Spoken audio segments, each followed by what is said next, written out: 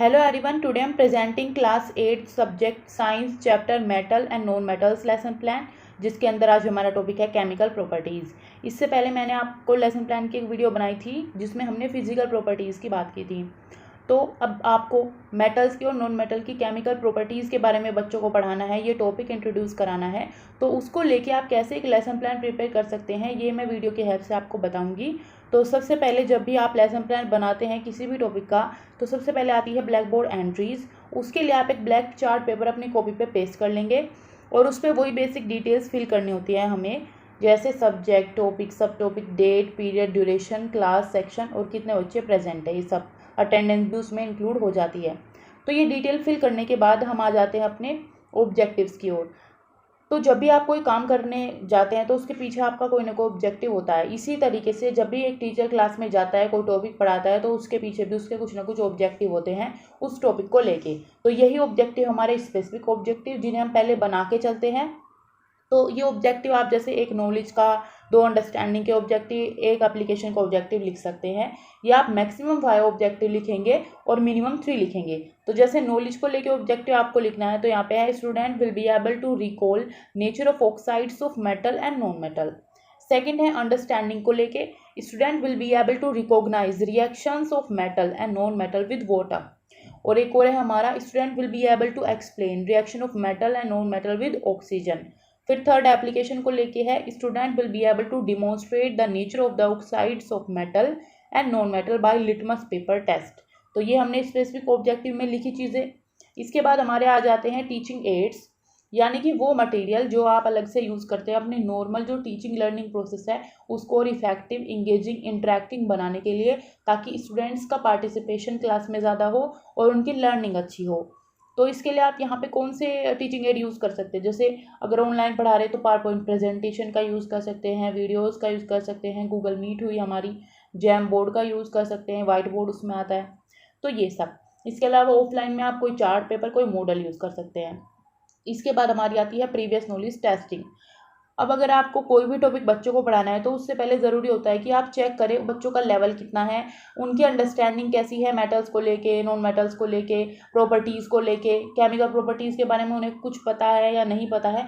तभी हम अपने टॉपिक को इंट्रोड्यूस करेंगे। ये होती है स्पाइरल अप्रोच कि आप प्रीवियस नॉलेज से कनेक्ट करके नए टॉपिक को इंट्रोड्यूस करते हैं। तो इसके लिए हमें पहले प्रीवियस नॉलेज को टेस्ट करना पड़ेगा।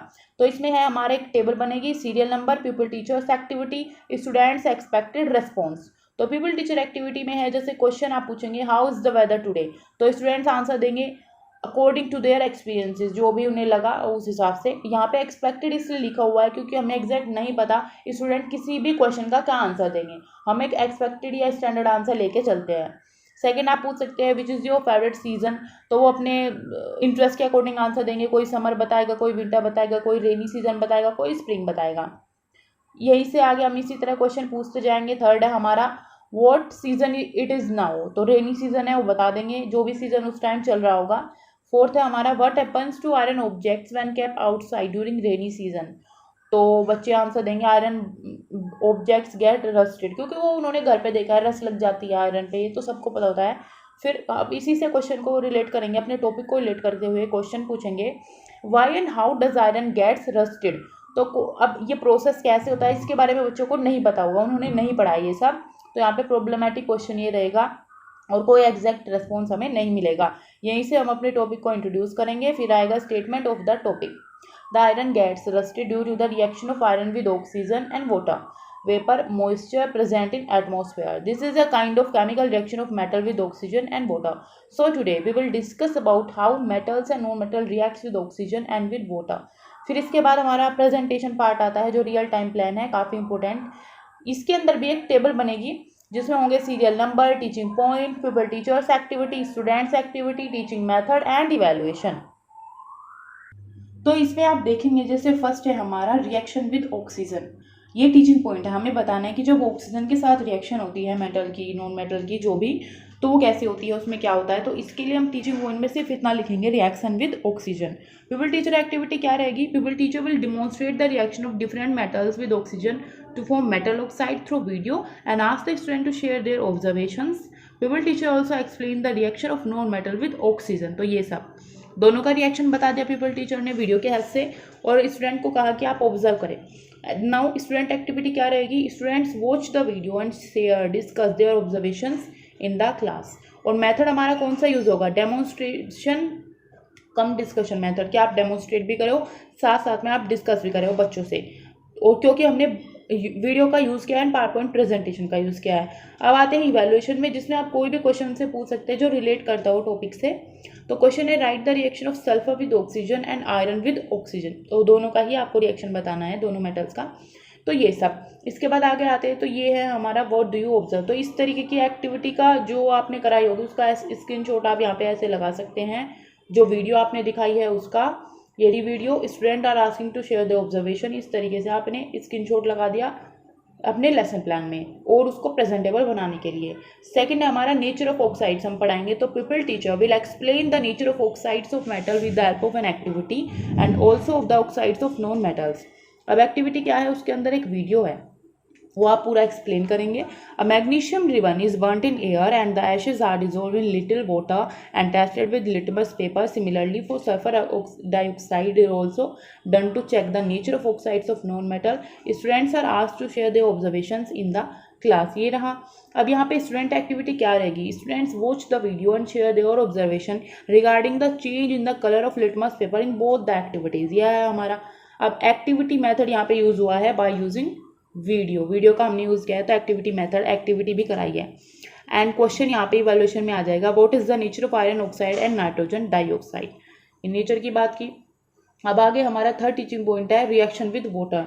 तो pupil teacher explain that non metal do not react with water and explain the reaction of metal with water through a chemical reaction and short video on how metal react with water। ये सब बताया गया।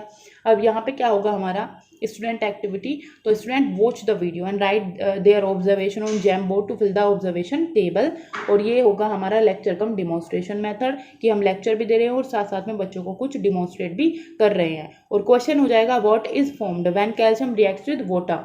तो बच्चे इसका answer देंगे साथ साथ। नेक्स्ट हमारा आ जाता है रिफ्लेक्शंस, जिसमें हम रिफ्लेक्ट करते हैं अपनी जो भी हमारा टीचिंग लर्निंग का प्रोसेस है उसको रिफ्लेक्ट किया जाता है।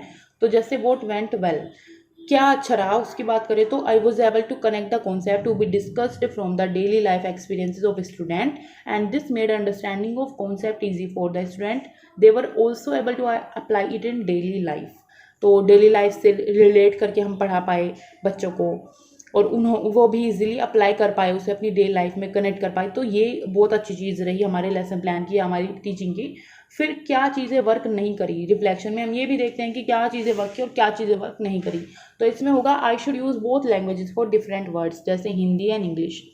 whether the class is English medium or Hindi medium, because few words were difficult for them to understand, so my assumption regarding that was wrong, because of which student asked to explain again। तो ये चीज़ें यहाँ पे मुझे use करनी चाहिए कि मैं डिफरेंट लैंग्वेजेस में किस तरीके से अपना वो बना पाऊँ, एक तरीके से दोनों चीज़ों को अच्छे से एक्सप्लेन कर पाऊँ कि स्टूडेंट को बार बार क्वेश्चन या फिर कोई भी चीज़ को एक्सप्लेन करने के लिए ना बोलना पड़े कि आप मैम इसको एक्सप्लेन करो, सर इसको एक्सप्लेन करो।